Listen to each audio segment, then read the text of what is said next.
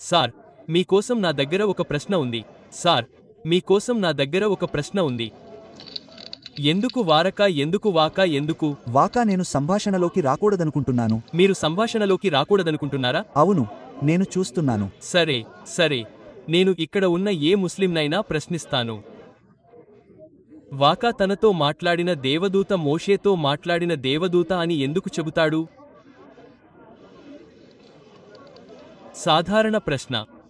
వారక ఎందుకు అలా చెబుతాడు? కాదు, సమాధానం లేదు. పిల్లికి మీ నోట మాట రాలేదు. అకస్మాత్తుగా క్రైస్తవ మతంపై నిపుణులు కాని ఇస్లాం గురించి ఒక ప్రశ్నకు సమాధానం చెప్పలేరు. మీకు క్రైస్తవ మతం గురించి చాలా ప్రశ్నలు మరియు దాని గురించి చాలా వాదనలు ఉన్నాయని నేను పందెం వేస్తున్నాను. కాబట్టి వారక ఎందుకు, వారక ఎందుకు, వారక ఎందుకు ముహమ్మద్తో ఎందుకు అంటాడు? మోషేతో మాట్లాడిన దేవదూత ముహమ్మద్తో మాట్లాడిందని వాకా ఎందుకు అంటాడు? నాకు పెద్దగా తెలియదు. నా అవగాహన ప్రకారం అతనికి క్రిస్టియన్ మరియు యూదా భాషలలో కొంత విద్య ఉంది. సరే, ఒక్క క్షణం ఆగు. అవును, వారకాకు క్రైస్తవ మతం గురించి విద్య ఉంటే గబ్రియేల్ లాంటి దేవదూత ముహమ్మద్తో మాట్లాడాడని క్రైస్తవులు చెప్పరని అతనికి తెలుస్తుంది. దేవుడు మోషేతో మాట్లాడాడని క్రైస్తవులు అంటారు. ఇప్పుడు విషయానికి ఏమిటంటే మీ ఖురాన్ కూడా అదే చెబుతుంది. దేవుడు మండుతున్న పొద నుండి మోషేతో మాట్లాడాడు, దేవదూత కాదు. కాబట్టి ఖురాన్ లేదా పాత నిబంధన మోషేతో దేవదూత మాట్లాడినట్లు బోధించదు. కానీ వారకా దేవదూత గబ్రియేల్ మోషేతో మాట్లాడిన దేవదూత అని చెబుతున్నారు. కాబట్టి అది అర్థం కాలేదు. అవును, నేను అంగీకరిస్తున్నాను కాదా? అవును, ధన్యవాదాలు. మీరు వెళ్ళిపోయారు. పారిపోండి. లేదు, క్షమించండి, నాకు పెద్దగా విద్య లేదు కాబట్టి నాకు అర్థం కాలేదు. అవును, నాకు పెద్దగా తెలియదు. నాకు ఎక్కువ విద్య ఉంది. మీరు ఇస్లాం మతంలోకి మారారా? లేదు. మీరు ముస్లింగా జన్మించారు. సరి అయినదా? ఒకరినొకరు ఆదరించడానికి సంకోచించకండి. ఇది బహిరంగ సంభాషణ. నేను మీ ముందు ఉంచాను. క్షమించండి, మీరు నిజంగా అసలు ప్రశ్నను పునరావృతం చేయగలరా? నేను చేయలేను. కాబట్టి అసలు ప్రశ్న ఇది. కాబట్టి హదీసులో ముహమ్మద్ గుహలో తన భార్య కదాదా వద్దకు వెళ్లి తరువాత కదాదా అతన్ని వాకాకు తీసుకువెళతాడు మరియు వాకా ఖచ్చితంగా మోషేతో మాట్లాడిన దేవదూత ఇప్పుడు నీతో మాట్లాడుతున్నాడని అంటాడు. అవును. నా ప్రశ్న ఏమిటంటే వాకా అలా ఎందుకు అంటాడు? మరియు తరువాత వచ్చే ఖురాన్లో మోషేతో మాట్లాడిన దేవదూత గాబ్రియేల్ అని సూచించడానికి కారణం ఇక్కడ ఉంది. పాయింట్. పాత నిబంధనలో మోషేతో మాట్లాడిన దేవదూత గాబ్రియేల్ అని ఏమీ చెప్పలేదు. కాబట్టి వాకా తన సమాచారాన్ని ఎక్కడి నుండి పొందుతున్నాడు?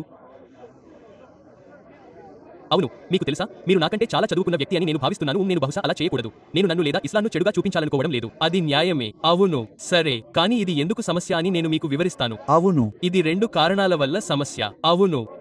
మొదటి కారణం ఏమిటంటే యుద్ధం కారణంగానే ముహమ్మద్ తనతో మాట్లాడుతున్న దేవదూత దేవుని నుండి వచ్చాడని నమ్ముతాడు. అవును. అతను మొదట రాక్షసుడిని అనుమానించినట్లు కాకుండా అది షయాన్ జాతికి చెందిన జిన్ అని అతని మొదటి అనుమానం. కానీ అతని సహజ భావన వాకా సాక్ష్యంపై ఆధారపడి ఉంది. అవును, కాబట్టి అది మీ మొదటి సమస్య. అవును, నిజమే. ఎందుకంటే ముహమ్మద్ వాకా సాక్ష్యంపై నమ్మకం కలిగి ఉన్నాడు మరియు గాబ్రియేల్ ముహమ్మద్కు చెప్పిన దాని ద్వారా మరియు పాత నిబంధన చెప్పే దాని ద్వారా వాకా స్పష్టంగా తప్పు అని చెప్పాడు. రెండవ సమస్య ఇది. మరియు చాలా లోతైన సమస్య ఏమిటంటే ఈ హదీసు అంటే ఈ వాదన హదీసు వాస్తవానికి కల్పించబడుతుందని నిరూపిస్తుంది. ఇది ముహమ్మద్ తర్వాత 100 సంవత్సరాల తర్వాత తయారు చేయబడుతోంది. ఇది క్రైస్తవ ప్రేక్షకులతో మాట్లాడటానికి తయారు చేయబడుతోంది. అవును, ముహమ్మద్ను మునుపటి ప్రవక్తల కొనసాగింపుగా చూపించడానికి ప్రయత్నించడానికి. మరో మాటలో చెప్పాలంటే ఇది ప్రచారం. నేను అడగవచ్చా? నేను చర్చ చేయాలనుకోవడం లేదు. నేను పూర్తిగా అడుగుతున్నాను. ఖచ్చితంగా. అది సరే మార్గం ద్వారా నేను దీనిని పరిశీలిస్తాను ఎందుకంటే నేను ఎప్పుడూ వినలేదు. న్యాయమైనది. నేను మీ మాటను పరిగణనలోకి తీసుకుంటాను. ధన్యవాదాలు.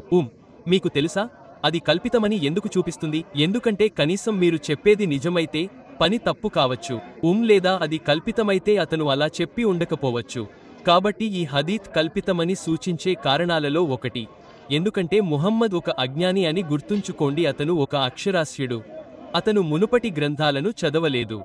అతను పాపం కోసం ఇస్లామిక్ కథనం ప్రకారం చదవలేడు. వాకా ఇప్పుడు ఓహ్ అని చెప్పడానికి ప్రామాణిక ఇస్లామిక్ కథనం. ఇది మోషేతో మాట్లాడిన దేవదూత అని ముహమ్మద్ మోషేతో మాట్లాడిన దేవదూత గురించి తెలుసని ఊహిస్తాడు. కానీ ముహమ్మద్ యూదులు మరియు క్రైస్తవుల నుండి ఎందుకు కాపీ చేయడం లేదని ముస్లింలు ఎల్లప్పుడూ ఉపయోగించే రక్షణలలో ఒకటి, ఎందుకంటే అతను అక్షరాస్యుడు కాని ప్రవక్త. కాబట్టి ముహమ్మద్కు తెలిసినట్లుగా వారకా ముహమ్మద్తో మాట్లాడటం అర్థవంతం కాదు. ఇప్పుడు అంటే హదీత్ ఒక చారిత్రక సంఘటన యొక్క నిజమైన కథనం ఆధారంగా రూపొందించబడలేదు, ఎందుకంటే అది కథ అందరికీ తెలుసని ఊహిస్తుంది. మరో మాటలో చెప్పాలంటే ఇది నిజంగా వ్రాయబడింది. నేను వెళ్తాను. ఇది వాస్తవానికి యూదు క్రైస్తవ ప్రేక్షకుల కోసం వ్రాయబడింది, ఎందుకంటే వారికి మోషే కథ తెలుసు. అవును. కానీ దానిని వ్రాసే వ్యక్తులు. మీరు నిజంగా నిర్గమకాండము 3 చదివితే దేవుడు మోషేతో మాట్లాడతాడని వారికి అర్థం కాలేదు, మరియు ఖురాన్లో దేవుడు మోషేతో మాట్లాడతాడు. కాబట్టి వాకా దేవదూత అని చెప్పడానికి ఎటువంటి ఆధారం లేదు. క్షమించండి, నా క్షమాపణలు. దేవదూత గాబ్రియేల్ ముహమ్మద్తో మాట్లాడాడని చెప్పడానికి ఎటువంటి ఆధారం లేదు. అవును. కాబట్టి హదీసు నిజమైతే ఇస్లాం తప్పు. హదీసు తప్పు అయితే సాహిబ్ బకారి తప్పు, అంటే ఇస్లాం కూడా తప్పు.